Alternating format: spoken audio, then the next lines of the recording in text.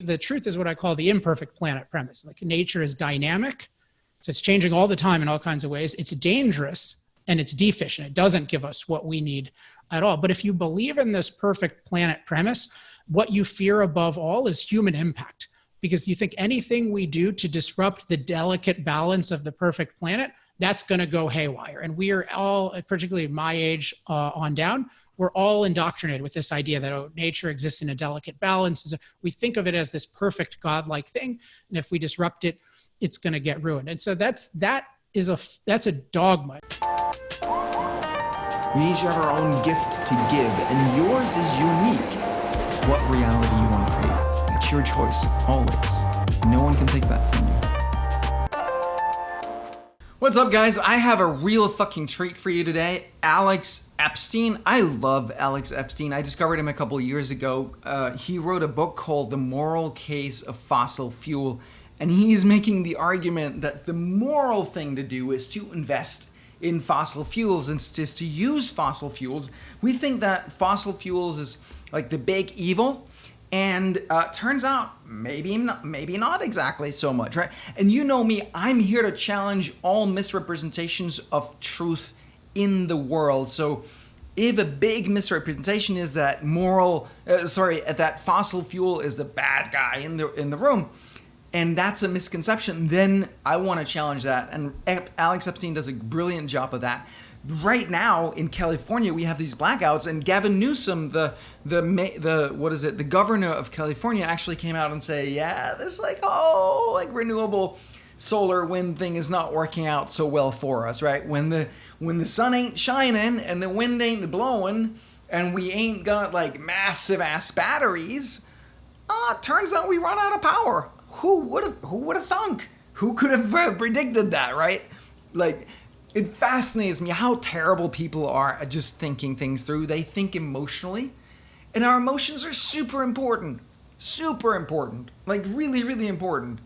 For the right things, we need to use our emotions for the right things, but for certain things, we need to use our left brain, our logic and reason, and not everybody is good at doing that. So today's conversation with Alex Epstein, let's get into it before this airplane becomes so loud that you can't hear what the hell I'm saying. Take care, guys. See you.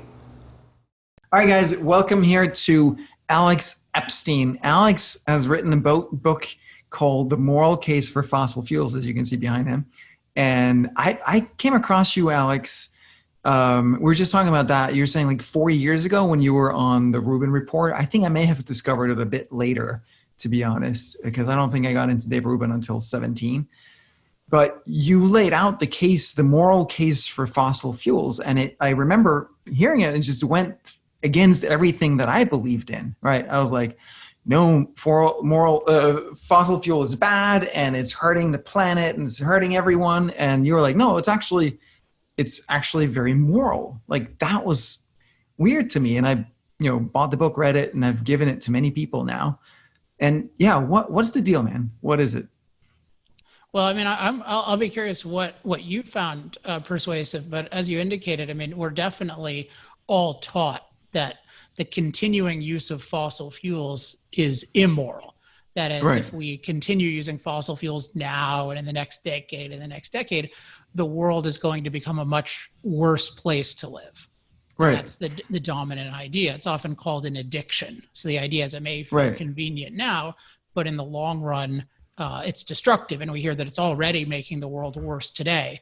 And just imagine what it's going to do in the future. And, my view is exactly the opposite. I think that if we continue using fossil fuels, and in fact, if we expand the use of fossil fuels around the world will be a much, much better place to live 10, 20, 30 years from now. And if we seek to eliminate the use of fossil fuels, which is what many people advocate today. So if we make that the goal over the next several decades, we will make our lives much worse in the wealthier parts of the world. And we will certainly deprive the poorest parts of the world any opportunity to raise their standard of living. And that may seem very implausible to people, but I would just share one data point that I think should be intriguing to us. So I was born in the year 1980. when I'm actually about to be 40 in exactly a month on August 1st. All right. And congratulations. but that's not the point of the anecdote. No. In 1980, think about this, 42% of the people in the world lived in what we call extreme poverty. So that means they made less than $2 a day. Like, think about that. What does it mean to make less than $2 a day? I mean, if you read firsthand accounts of people who make $2 a day, it's something like if they have any kind of home, they live in like a 10 by 10 room with 6 other people, no running water, distended stomachs because they can't get food, perpetual, like no medical care. I mean, this is, the condition. Think of that. It's over 4 out of 10 people in the world lived in this condition. Now, they've taken surveys of people. Like Oxford University had a survey. It wasn't over the last 40 years, over the last 30 years. And they say, what's happened to the rate of extreme poverty in the world? Is it getting, because that's a good indication of how good a place the world is to live, how many people are in extreme poverty. Has it gotten worse? Has it stayed the same? Or has it gotten better? So I just asked the audience just to think about like, what would be your view of this? Or maybe you think this is a setup so you can kind of guess what the answer is, but absent this. And so they asked a group of college-educated Europeans, so highly educated people, and approximately 55% said extreme poverty is growing, and 33% or so said it's staying the same, and 12% said it's getting better. And so what's the truth? The truth is, from 1980 to the present, in the last 40 years, extreme poverty has gone from more than 4 in 10 people in extreme poverty to less than 1 in 10. So just think about that. Wow. So that's billions 40% of people. to 10%. Yeah. So like billions of people have gotten out of that completely like dire situation that we would, if we ever fell into it, we would consider a complete catastrophe. But we don't always and think, is that due to fossil fuel? Well, I would say yes. But I think the first thing to recognize when we're talking about the world becoming better, the world becoming worse, is to recognize that the world is the best place it's ever been today, and it's rapidly improving. And so much of the time when people talk about fossil fuels, they have a sense that fossil fuels are central to our way of life, but they have this narrative, the world is bad and it's getting worse. And now you can, if you acknowledge that the world is amazing and getting better, you can still say, I'm afraid of problems with fossil fuels. But most of the people who say that fossil fuels are bad, they act like the world today is bad and getting worse. And then they say it's going to get even worse. But if you can't predict the present, how can I trust you to predict the future? So I think we need to first inventory when we think about the planet, the world, the state of things, whatever's going wrong, and there are things going wrong, it is by far the best place it's ever been to live. And just to give you the indication, I think that is totally reliant on fossil fuels. And there are kind of 2 steps to that. One is that the reason so many people can be out of extreme poverty is extreme productivity. The only way to get out of extreme poverty is extreme productivity. And the thing is, nature doesn't give us the things we need to be wealthy and prosperous, right? Extreme poverty is the natural state. So we need to figure out a way to efficiently produce things like food, clothing, shelter, et cetera. And the way we get extreme productivity is through machines. We get machines to do most of our physical work for us. Now, what is energy? Energy is machine calories. So the more efficiently we can produce energy, the lower cost we can produce energy, the more people can use machines to improve our lives. So that's step 1, is that prosperity requires machine power. And then fossil fuels are 80% of our, what I would call our machine calories. So the things that fuel the machines. And they're also still the fastest growing source of energy in the world. And so we should really ask, because we often also hear fastest growing in out. terms of percentage. Is the percentage going up or down?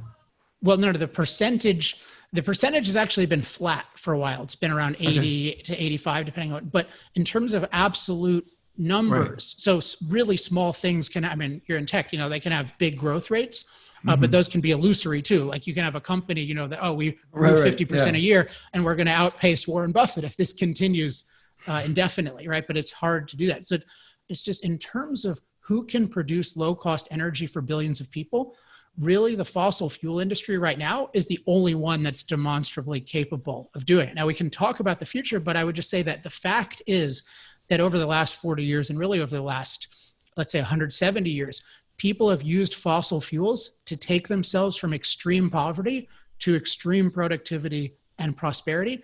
And there has not yet been anything that's come close in terms of allowing billions of people to use machines at low cost to improve their lives. So I think that, again, we can talk about the future. We can talk about A, are there replacements for fossil fuels in the future? And B, we can talk about, are there increasing climate risks in the future? But first we need to acknowledge the present and the past, but particularly the present, that we have the best life anyone has ever had, and that fossil fuel energy is essential to it. And I don't see most of our leading thinkers acknowledging that at all. They act like the world is terrible and fossil fuels have only done bad. And I don't, anytime someone has that attitude, I don't trust their predictions about the future. Yeah, no. Yeah, I hear you. So I'm from Denmark, actually, where we have Bjorn Lomborg, which I'm sure you've heard of. Were you born in Denmark? Born and raised, yes. Completely. You have no accent. No, not a lot. No, it's there. It's there. So and Lomborg just came out with he has a book coming out. Actually, I just reviewed it on my podcast. It's really right. Good. Yeah. They made him like Minister of Climate or something when I was, a young man in Denmark. Yeah. It was quite interesting. And I remember having those conversations with my friends. It was like in 1999 or something like that. And I was living in New York at the time. And it was like, I was like, this makes sense, right? Like, let's look at climate cost benefit, right? Mm-hmm. And I remember my friends being like, no, yes, it does, but we can't talk about that because if we don't scare people, they're not going to do anything, right? That was like literally what my friends would say. And I'm like, I don't think that's helpful, honestly. Well, I mean, it's helpful to scare people proportionally to the extent there's a demonstrable risk. I mean, you can see the same thing with, I mean, this is another controversial issue, but if you think about COVID-19, I mean, everyone should agree there's an amount that people could be scared that's too little, and there's an amount people could be scared that's too much. And we see that, like, if people are overly, like, if they stop everything, right? I mean, you see, like, when people stop everything, we have all these catastrophes, like people not getting medical procedures that they need and not leaving their house and like all these. So, I mean, just with any risk, there's no such thing as like an infinite risk or no risk. So part of the job of anyone thinking about this is to try to get a sense of what's the real significance of this risk, and then how does that compare to the benefits that come along. So with fossil fuels, I think of it a lot like I would think about taking an antibiotic. Like, what are the benefits that I'm going to get from this that I won't get if I don't use it? But then also, what are the side effects? And I think you need to think of both of those proportionally, like how significant are they? And I think that people with fossil fuels, they tend to very dramatically understate the benefits and overstate the side effects. Right.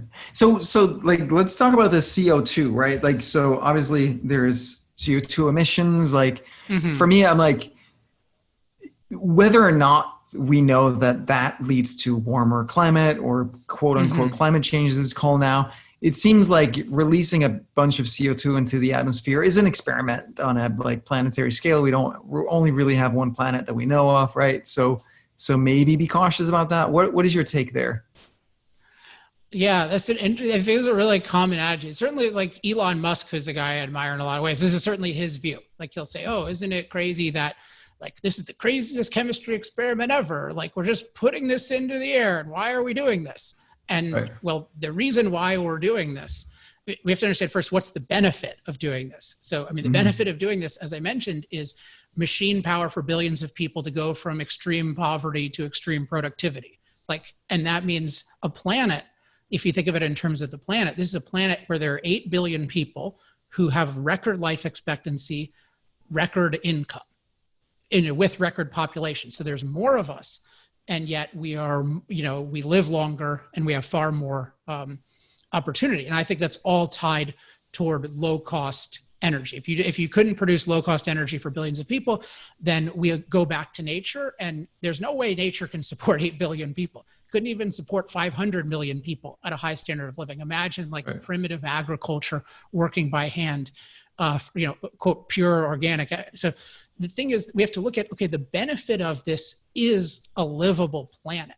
Like, for the people alive today, so if we're concerned about what's it going to do to the planet, well, what it's doing positively to the planet is making it livable.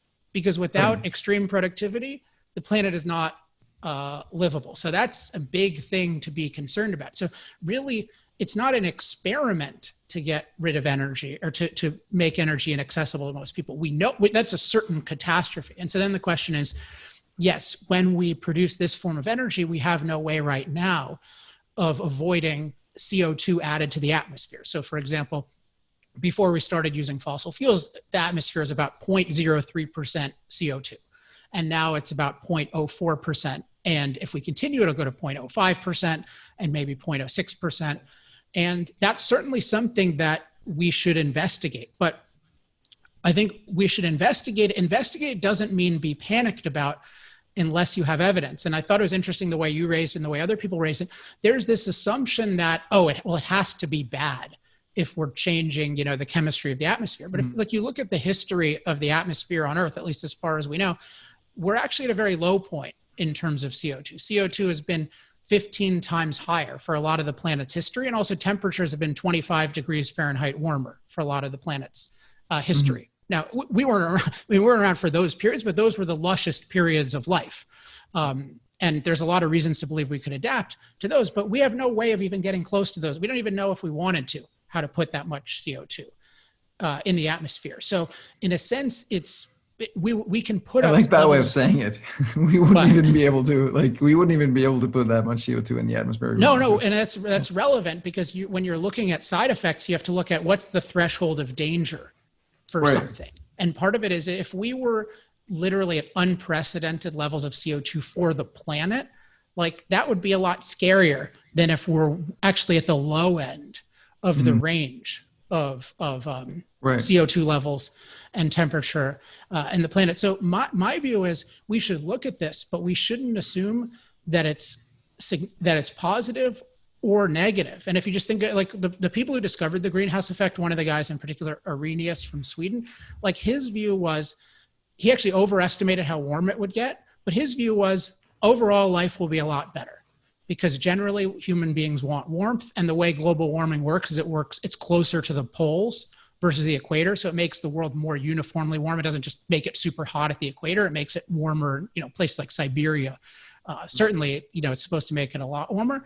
And also it adds a lot of CO2 that can be plant food. So it's generally, you would expect it to be a lusher planet. What about the oceans, right? That's the obvious. Right. But it is an obvious thing.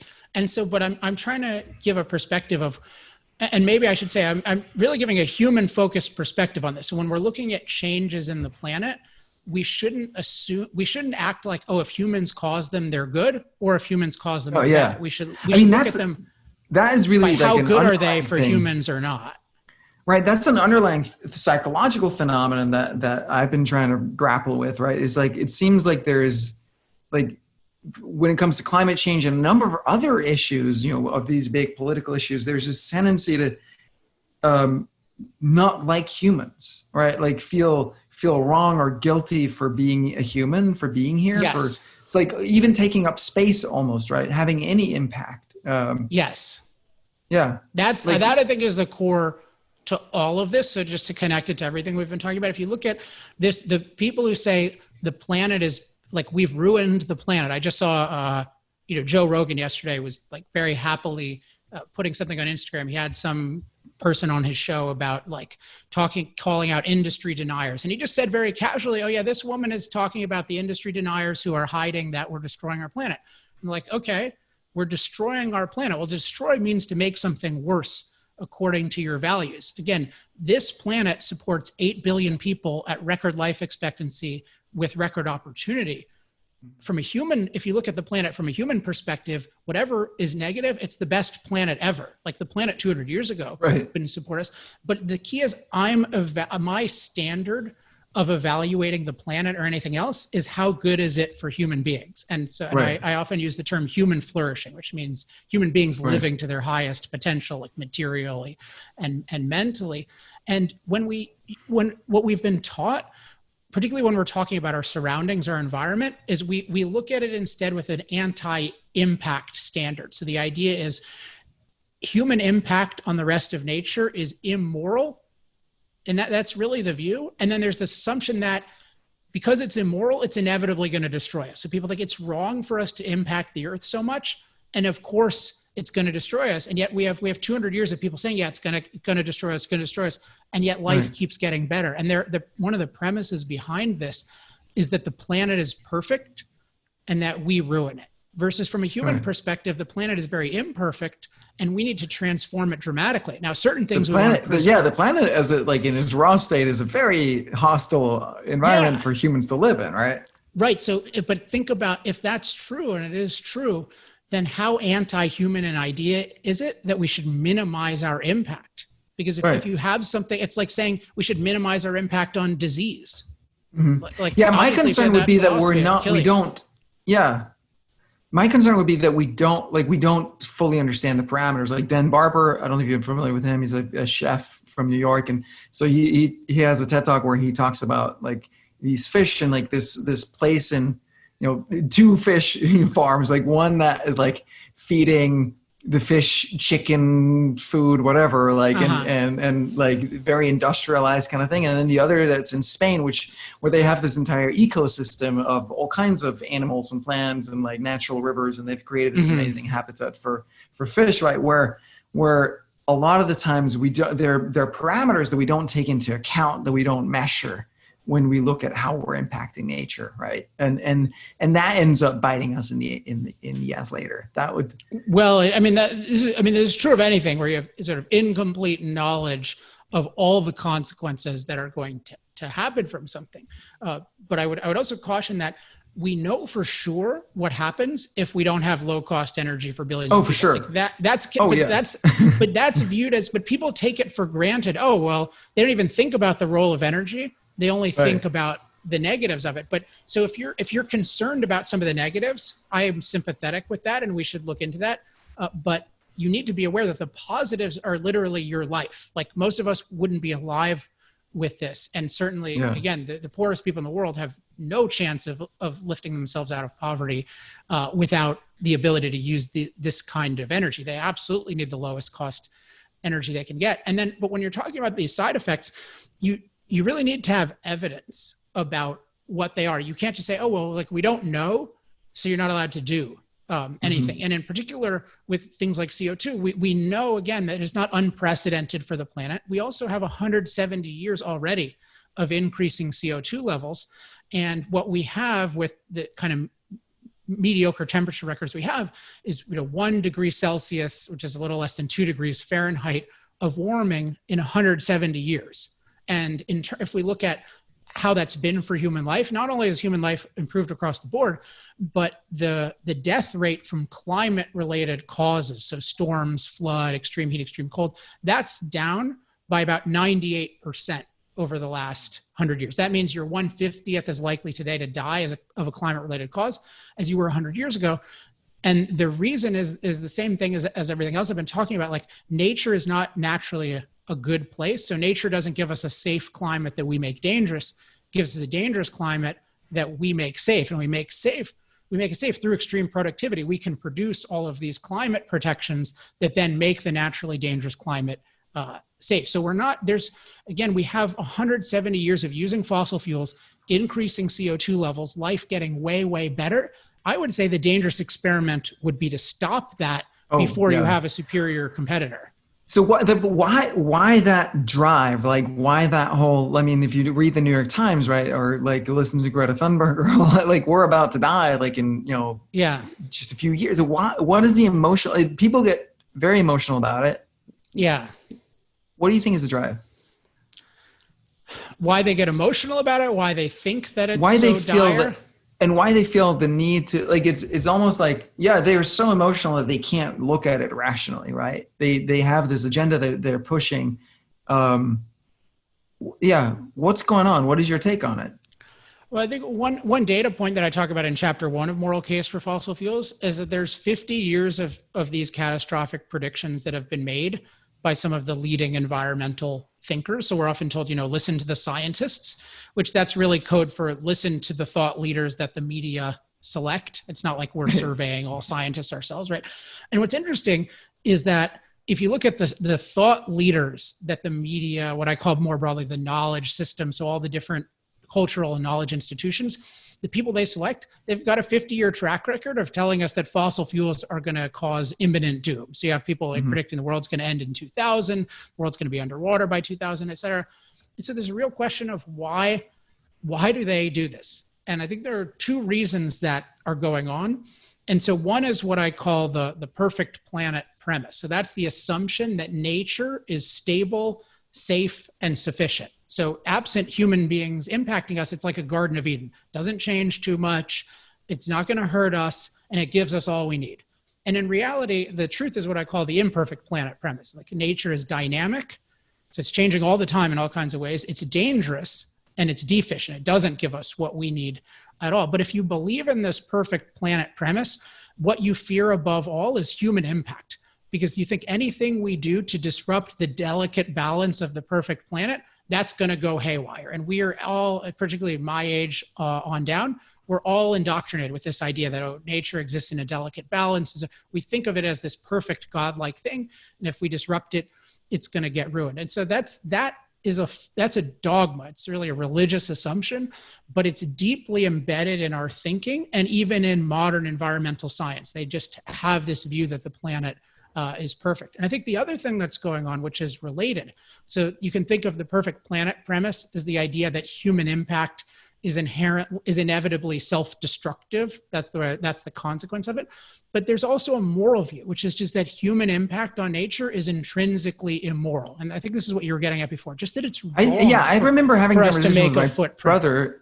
Right. I used to kind of believe that, I had this when I was in high school conversation with my brother. Was like, yeah, this like nature pristine and like humans, we shouldn't like impact or touch. We should leave everything exactly what it was. And he was like, well, like that's not human. That's not what humans have ever done. It wouldn't work, right? Like, but yeah, I can relate to that. I like your brother. Yeah, right. I like his attitude, but we do have this view that impact is immoral, and you just think about. It's lionized that, somebody who makes very little impact is a very low footprint. Like that's considered honestly, a very good person. Right. Is that because we hate ourselves so much and we feel so guilty about just our existence, like the Christian original sin? And it's whatever impact we have must be bad. Right? Yeah, it's a secular, I mean, that's a really interesting historical question, but it's definitely like a secularized, and I'd say much more anti-human form of original sin, because it's basically saying that, I'm not religious, but, at least in if you look at the Bible, and the Bible at least says like human beings should prioritize themselves above others. Like it views human beings as good. I mean, in a sense, certainly good compared to the other animals. Whereas the modern view is basically that everything human beings impact is bad, and everything the rest of nature does is natural and good. So we can talk about the causes, but this deep guilt and this belief that just our impact is bad, it's everywhere. And I'll just give you one example of how this manifests that occurred to me a couple of years ago. I've just thought about it all the time ever since I came up with it. I thought, you know what? The New York Times, all these leading media institutions, they're constantly talking about energy every day, like in one form or another, energy. And yet, how often do they talk about the fact that 3 billion people in the world use virtually no energy? Like, and a lot of them are using wood and animal dung, which has terrible indoor pollution. But the main thing is they're not empowered. They don't have the machine power necessary for extreme productivity. Like, I never hear about that. I never hear about that. And yet if you care about human life, that's a tragedy, right? That is a tragedy that's holding billions of people back. And yet, how many stories do we see about disruptions to the patterns of polar bears? Like all the time. And a polar bear is my favorite animal, by the way. So I love polar bears, but there's something really perverse about being so obsessed with these remote polar bears that nobody even ever sees or goes to see and having no concern for 3 billion people not having energy. And the reason is because the standard that we're using to evaluate things is not really human life. It's unchanged nature or minimal impact or green. And our priorities are so inverted. Yeah, it's right. But it's also, I bet like these people, if it impacted their life, right? And now they had to go out and live in a tent and couldn't have heating or like, Hmm. buildings or things like that, or food in the supermarket, they might be upset about it.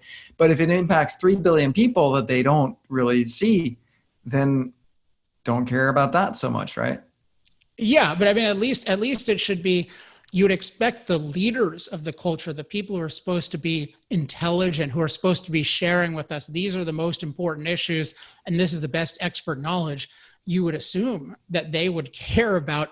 They certainly care about poverty, but their focus on poverty is, oh, climate change is going to affect poor people, but it's all about, Right. it's caring about poor people insofar as that's validation of your view that impact is Hmm. bad. It's part of this hell Yeah. narrative that we're going to go to hell on earth because we use this, but there's not an actual, like, if Again, you it's like, poll those it's people, like, religion, they don't right? care about it. Yeah, it's a, it's a very anti-human religion, but part of the danger of it is it presents, it's uniquely anti-human, that's part of it, but it's also, it has a uniquely false claim to science. So usually, Mhm. like most religions don't get consulted on what's going to happen to the climate in the future and what we should do about it. But unfortunately, the many people, or at least the leaders who are transmitting the science of climate, and I think often distorting it, these are often people who believe very deeply that our impact is bad. For example, Michael Mann, one of the leading climate scientists in the world, like, he'll post on Twitter that the world has 8 times too many people. Like, that's his Mhm. view. Like, there should be a All right. billion people. Like, I mean, Volunteer, first of all, man. you go first. Yeah, that would help Right. out a Yeah. lot. That'd help out a lot.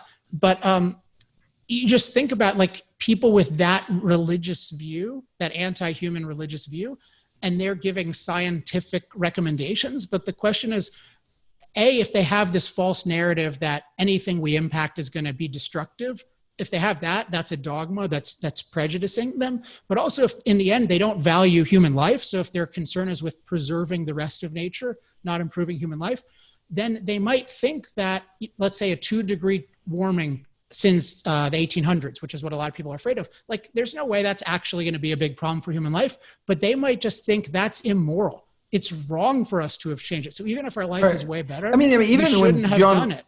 right, Lomborg, that was the things like, well, yeah, but like you might not, it might be look at it cost benefit and what is it? What are the actual consequences? But it's wrong to look at it that way, right? But We he's shouldn't because he's looking at choose it from a things. human perspective. I think that's one thing that's Exactly. good about his approach. In his new book, which is coming out in July, it's called False Alarm, but I got a review copy and I thought it was overall Mm. excellent.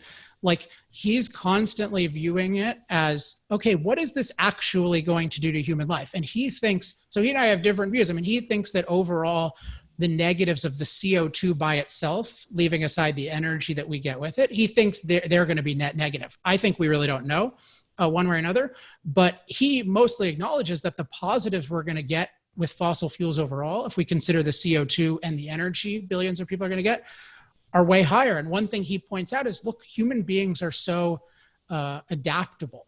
And he'll point out, people, you'll hear these claims about, oh, we're going to have all these climate refugees because everyone is underwater.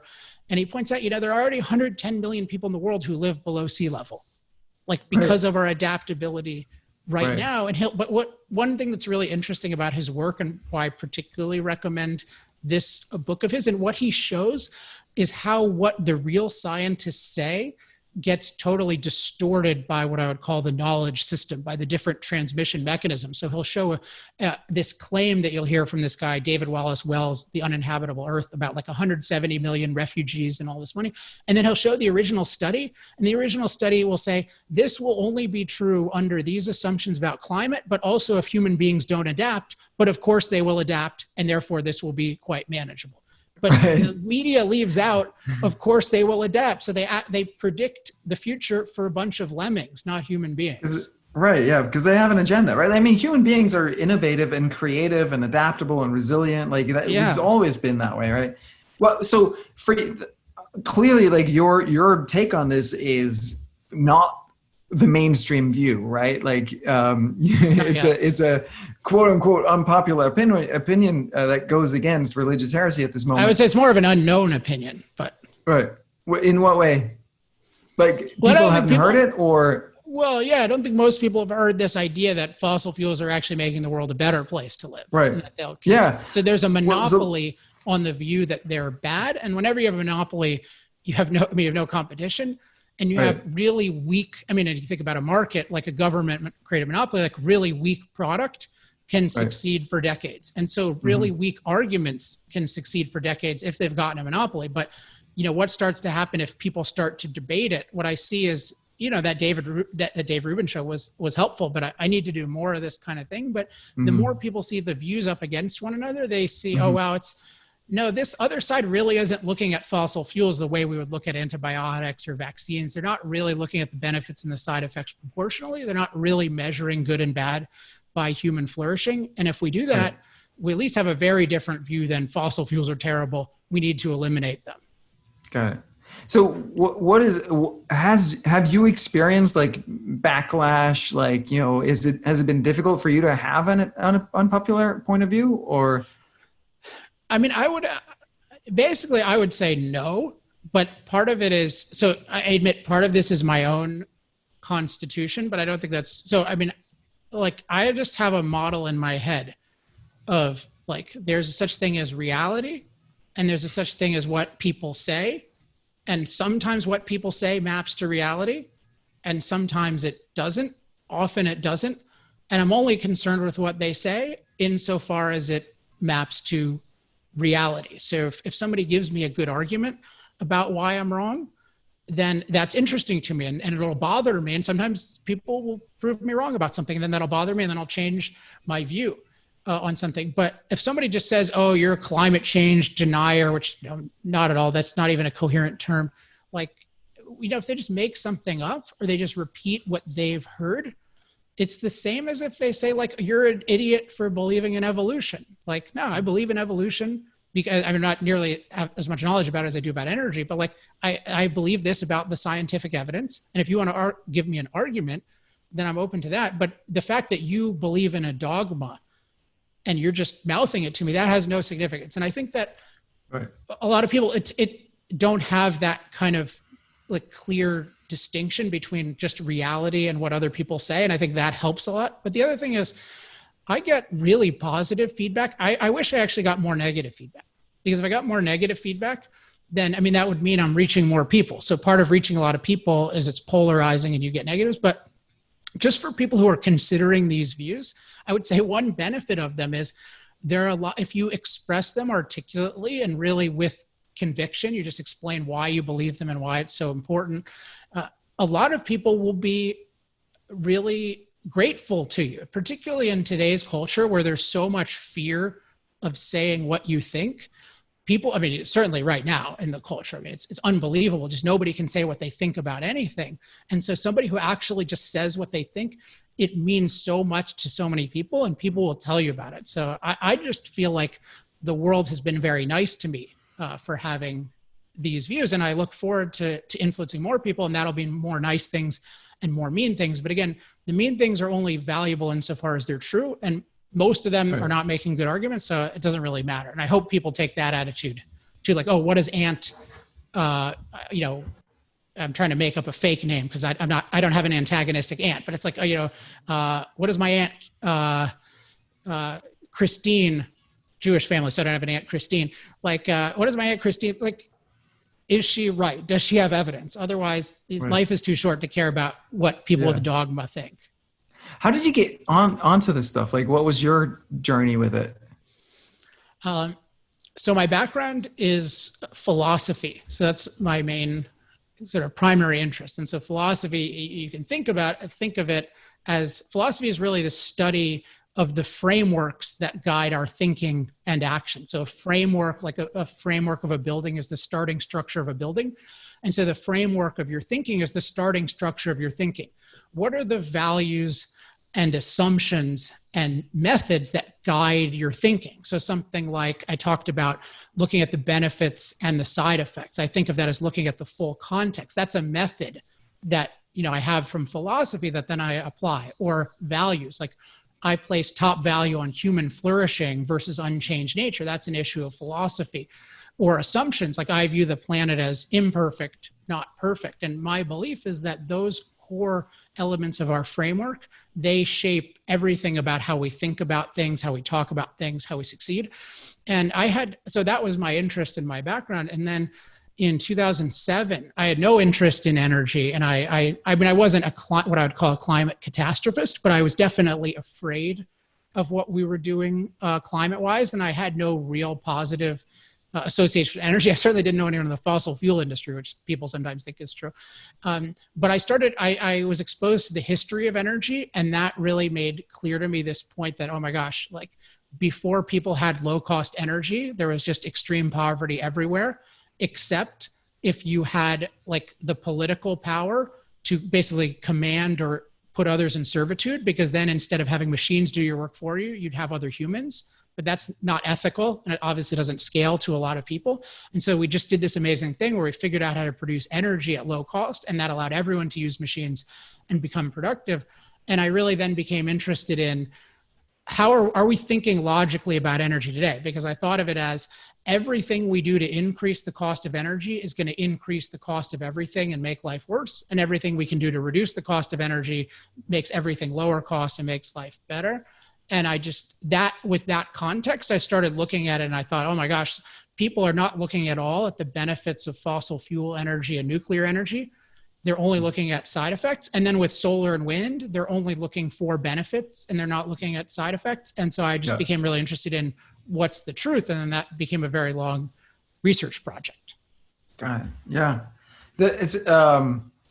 I mean, Denmark, the most recent election, I haven't lived there for 10 years, so I'm not really paying much attention, but it's like all Is about it really climate, only right? 10 years? I don't understand your accent. I don't understand why you don't have an accent. Well, I think that's more interesting than this. From I was a kid, so I'm 46. From I was a kid, I was born in 74.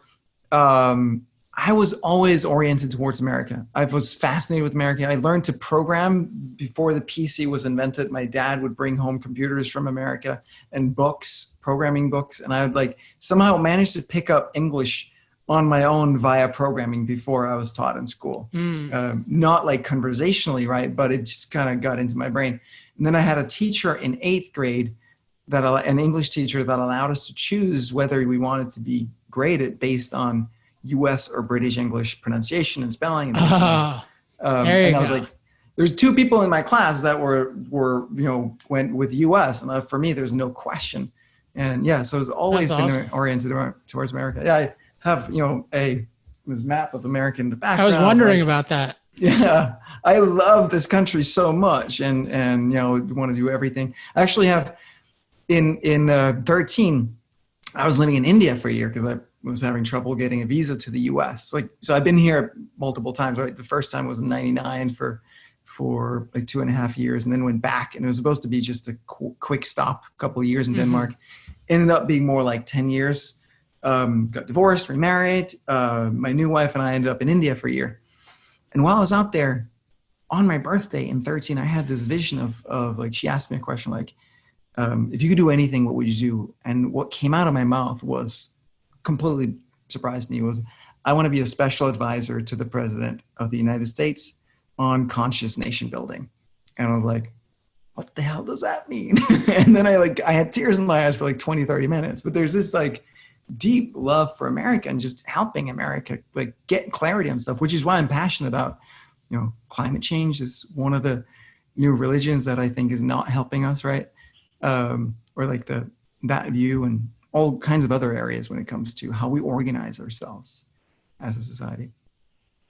Cool. That's good that makes sense that you chose US English. That makes a lot of sense. Yeah, for sure. Yeah. So what is your take on nuclear? Because I remember again as a kid in the 80s in Denmark, there were these anti-nuclear, demonstrations. And I was like, I just remember thinking, I don't know that it's that bad.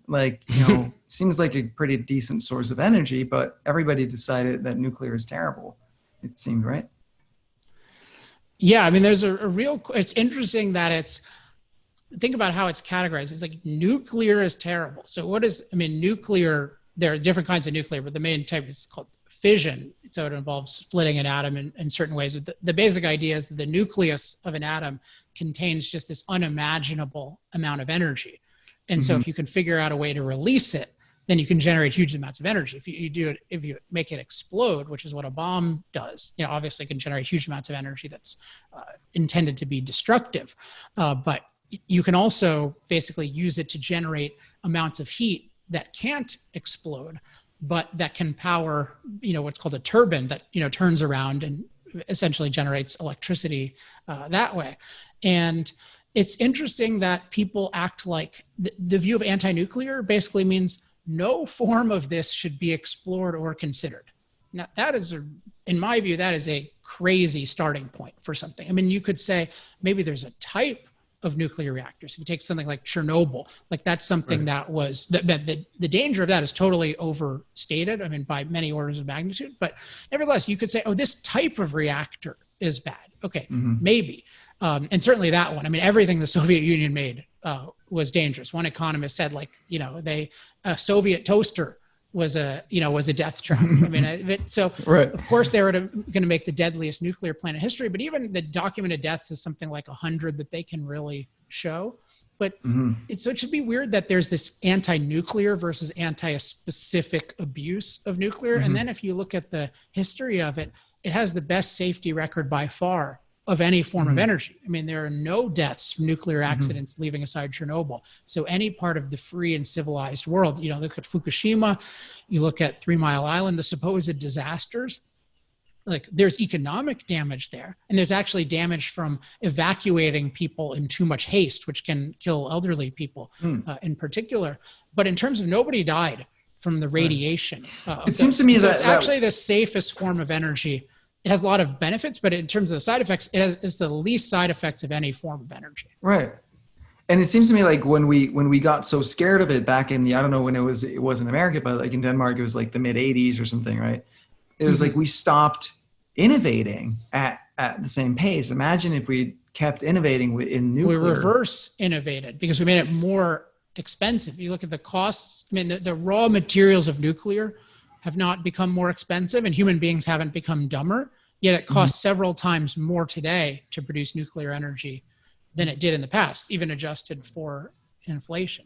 And so the reason is because it's demonized as unsafe, then it in effect becomes criminalized through so many restrictions on how quickly you can develop and how many layers of so-called safety you need. And if you do enough of that, I mean, if you need to, any project becomes prohibitive if you pour enough resources and enough people into safety. It's just like if if I had 5 bodyguards, if they said, Alex, like you're in danger, you need 5, I could not live. I don't have the money to afford 5 bodyguards all the time. And so in effect then it's completely excessive. And so for nuclear, it's actually the safest form of energy, and yet it's criminalized as if it's the most dangerous. So I think in terms of, if you look at, one perspective is one thing that makes fossil fuels really good is they have these 3 natural advantages over most other sources of energy. So they're naturally stored energy. So like if you think about the sun and the wind, they're not stored. They're these intermittent flows that aren't working most of the time. So then you have to figure out a way to somehow store them so that you can get them reliably. They sort of start out reliable, whereas fossil fuels are naturally stored. They're naturally concentrated. So they have a lot of, like oil in particular, stores a lot of energy in a small space, which is particularly good for transportation. It also means you need less resources to make use of it because you're starting with something small, versus solar and wind take a lot of space to do. So you need a lot of solar panels and infrastructure. And then they're naturally abundant. Now, solar and wind are naturally abundant, but they're not naturally stored and they're not naturally concentrated. Interesting about nuclear is it's naturally stored. It's naturally way more concentrated than fossil fuels, and it's way more abundant than fossil fuels. So in terms of the raw potential of it, and we know how to harness it with fewer side effects than anything, including fossil fuels. So in terms of the raw potential of it, it's the most exciting thing. But unfortunately, it arose in the era of what I would call the anti-impact movement, which is often called the environmentalist movement. But I think of them as anti-impact movement. And so there's just this view of, it's changing nature, it's playing God, we shouldn't be splitting the atom, we shouldn't be creating this waste. And so it was so demonized and criminalized that it has never gotten the chance to innovate and compete. So we really have, to your point, we have no idea what its potential could be, but it's already way better than solar and wind. If you look at the full cost of solar and wind, because solar and wind, you not only need to pay for the solar panels and wind turbines, you need to pay for all the reliable energy that gives it life support all the time, because it can't exist on its own. It's a parasite. Whereas nuclear, at least for electricity, can basically exist on its own. Right. And so let me, I want to respect your go. time. I know we're running up on the hour. So I've been thinking about this from a psychological perspective, right? Like, it seemed to me that what happened back in the 80s when we stopped doing nuclear was based on an irrational fear, right? Fear ran away with us and we were like, too dangerous, like it can melt down, whatever, like fear and guilt, so I would say. But, yeah. Right. Yes. And then fast forward today, if we hadn't had that, basically there would be like, the whole like CO2 thing would be solved, right? Like just go full on nuclear and like, it wouldn't really be a thing. But what we're seeing today is the same exact irrational fear and guilt causing us to do stupid things again as a society, right? Right. And still the opposition